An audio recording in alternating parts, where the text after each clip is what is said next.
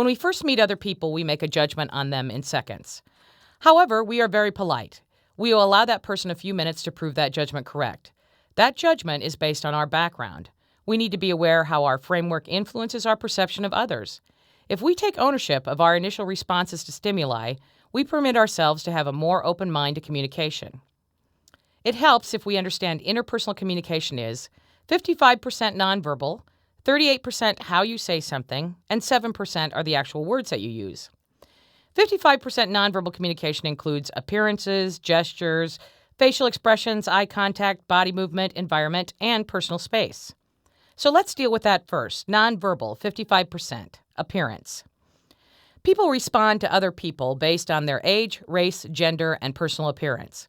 Unless we have a lot of money for cosmetic surgery, we can't do anything about our basic looks except we can spruce them up a bit. It makes a difference to how we feel and how others respond to us. Remember that the way you dress and the way you hold yourself can have a great influence on communication. Gestures, facial expressions, eye contact, and body movement.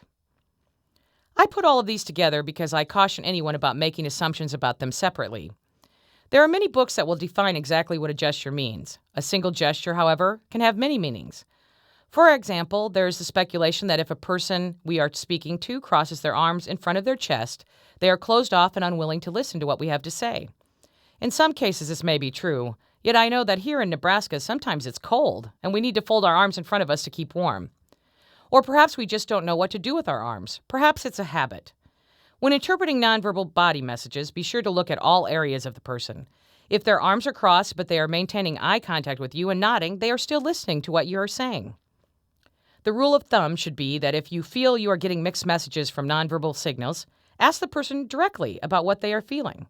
When we send nonverbal messages, we should be aware of how they might be interpreted and adjust them according to the verbal messages we are sending. Environment. This means the atmosphere around us can make a great difference in our communication.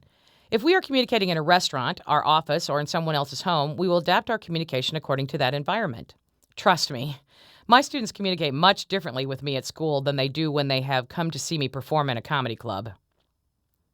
Personal space. I believe this to be the most neglected area of communication training. Each person has a need for a certain amount of space around them to feel comfortable. If someone intrudes on their space, their brain immediately goes into protective mode, rerouting communication to expedite an end to communication with the other person. We need to be aware of individual needs for personal space so that we can set up our environment to be conducive for everyone's comfort. The more comfortable we are, the more likely the messages will travel the brain pathways in a way which will be most effective for what we are trying to communicate. How you say something, 38%. People listen to your tone of voice and the timing of how you present your information more than they do your actual words. As children, we learn to respond to tone of voice before we actually understand language. Think of how many different ways you can say, "Come here." It would be commanding or inviting. Be aware of your voice.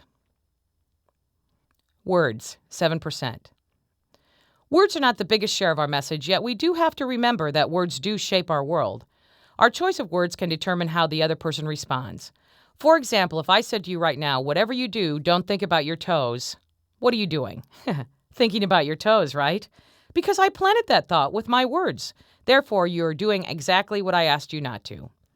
The next time you want to direct someone, realize that by using positive language rather than negative language, you can help steer the communication in a definite direction. And compassion in your